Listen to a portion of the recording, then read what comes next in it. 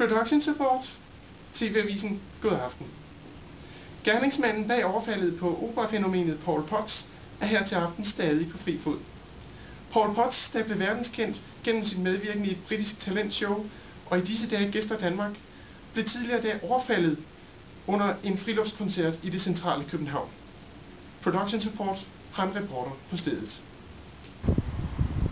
Jeg står her på det sted, hvor en ukendt, tilsyneladende sindsforvirret mand tidligere i dag overfaldt Paul Potts, mens han var ved at give en friluftskoncert for fuglene på Fugleøen her bag os.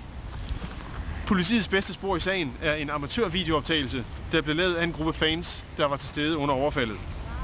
Filmen viser direkte, hvordan den ellers nydelige og folkeelskede operasanger Paul Potts bliver ydmyget og mishandlet. Og jeg skal advare mod stærke scener. La la la la la la la la.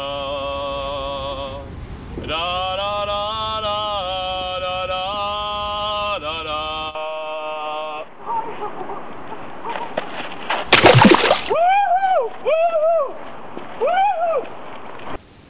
Ja, det var stærke billeder. Politiet oplyser her til aften, at de har afvist teorien om, at det er ungdomshussympatisører, der står bag overfaldet. I stedet forfølger politiet nu endnu et spor, og efter sigende et noget usædvanligt et af slagsen. Vores reporter står nu på Sankt Hans Torv.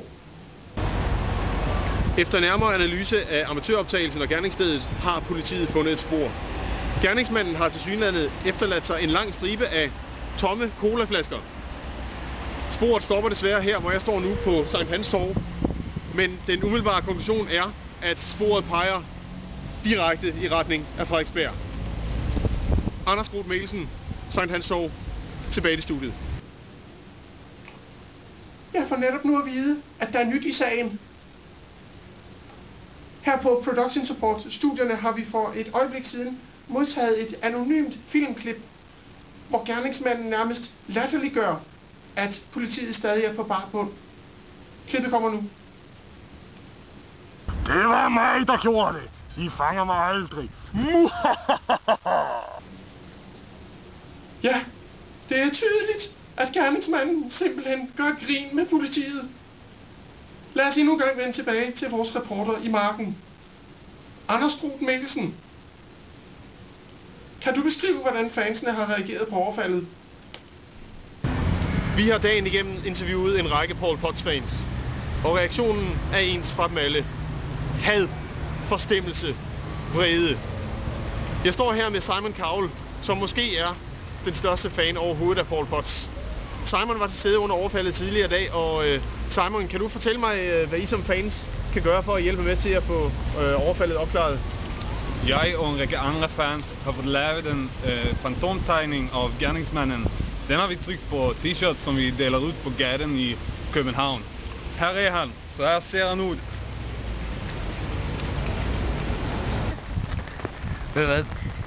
Hvis vi ser ham her, hvis vi fanger ham her, så skal eddermame have nogen på tryggen, du. Opera! Mä rakastan oopperaa. Se on mun intohimo. Mä en voi sille mitään, mut se on se mun juttu. Du har garanteret en Brøndby-fan, mand! Opera er min passion. Pol Pot, rockar! Vi smadrer dig, når vi finder dig! Jeg synes, at det er for dårligt, at man ikke i dagens Danmark kan få lov til at synge for fugle. Det er simpelthen indimellem en skandale! Woohoo! Woohoo! Woohoo! Woohoo! Og det var slut på aftenens nyheder fra Production Support. Ha' en fun aften.